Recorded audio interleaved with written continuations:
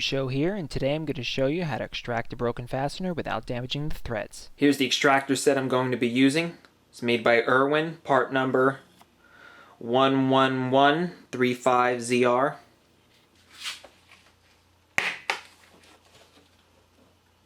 In here I have an assortment of hex type extractors, T-handle type extractors, and left-handed drill bits. A left-hand drill bit is different from a conventional right-hand bit because it only cuts if the drill's rotating in a counterclockwise direction. The reason I prefer left-handed bits to right-handed bits is, let's say you're drilling out a fastener. It goes into a blind hole. That means that there's no exit point for the fastener. You're drilling with your right-handed bit. The bit grabs the fastener, drives it further down and tighter into that hole. That's going to make it that much more difficult for you to extract that fastener. If it's not a blind hole, in other words, the hole's open on the other side, a right-hand bit can drive the fastener out of its hole and drop it into this void where you don't want it. For example, into a coolant passage if you're trying to extract a water pump bolt.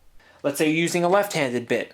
These bits cut while turning in a counterclockwise direction, and it backs the fastener out, and you may not even need to use an extractor in the first place. So if you can, use left-handed bits. First, I'm going to show the T-handle type extractors, since they're what's widely available at most auto parts stores. Now on these T-handle type extractors, you'll see that they recommend a drill bit size to use. On this particular one, it says use a 7/64 drill bit. If you don't have the exact size drill bit, you could always go a size up because these extractors are tapered. So going a size up won't be a problem. The next size up from 7/64 would be a 1/8 inch bit. Here's a small T-handle. They're available with most tap and die sets. You can also buy a larger T-handle for added leverage. But I'm not using the T-handle type extractors, I'm using the hex type extractors, and I've determined that an 1/8 inch bit is the proper size to drill into this fastener, and will give me a bit of room around the edges so I don't accidentally drill out the threads. Because you have to think, you may not be perfectly on center, you may be a little bit crooked, and if you are you going to go into the threads? Because if you mess up the threads, then you'll have to drill them out and either helicoil it or tap to a larger size and use a different size fastener. And that's what you're trying to avoid by using an extractor set in the first place, so just be careful. Helicoiling is a process where you drill out the old fastener and the threads with a bit larger than the original fastener diameter. You then tap it using a special helicoil tap. The special tap allows you to thread a spiral insert into the hole. This insert allows you to use the original size fastener in the larger tapped hole. So to verify that it's the proper diameter, just take the fastener, then place the opposite end of the bit right over it, and you'll be able to see if it's too large or too small. Be very careful when selecting your bit size. If the hole is too small, you have a higher likelihood of snapping the extractor off in the fastener. A smaller extractor can't provide as much torque as a larger one, while a hole that's too large may damage the threads, so you want the hole to be not too large and not too small.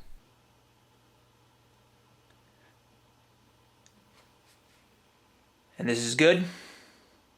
Since the proper hole size is 1/8 of an inch, I'll be using the 1/8 inch extractor. Now if you're using the T-handle type extractor, you'd use the 7/64 marked extractor shown earlier. Here's the fastener that got sheared off. First thing I'm going to do is center punch it. You want to make sure you get as close to the center as possible.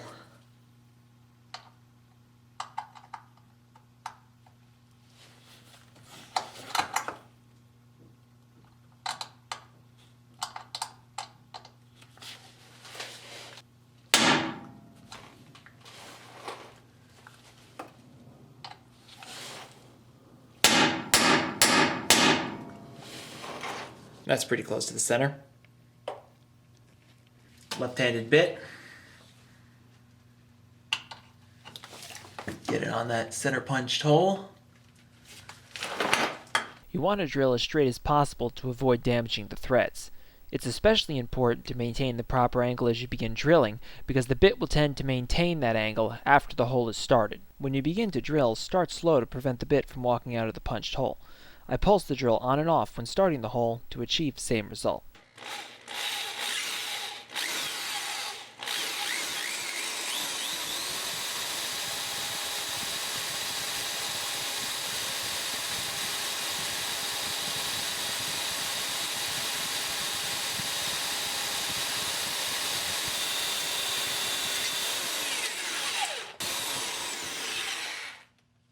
Make sure you're using a sharp bit. A sharp bit will produce metal filings, which you can clearly see in the previous video.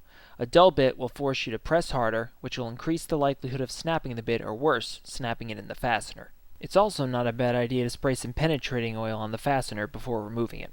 To get the extractor to bite in there better, just pop it in there, give it a few taps with a hammer. It's important to not break off the extractor and the fastener. They're made of hardened steel, and standard high-speed steel drill bits can't drill through them. If you were to break one off, you need a carbide-tipped or cobalt drill bit and constant lubrication for the bit throughout the process, and it will be a slow process.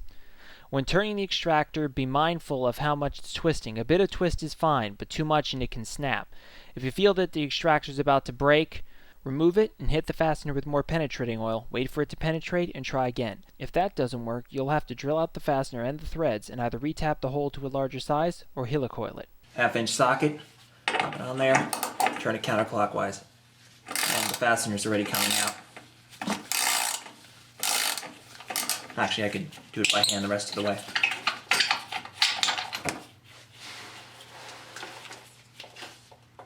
There it is.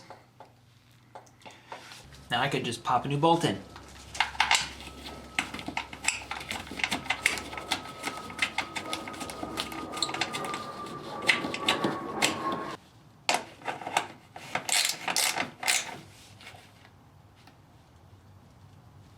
To release the fastener from the extractor, lightly grab it with a pair of vice grips and then just twist the extractor clockwise.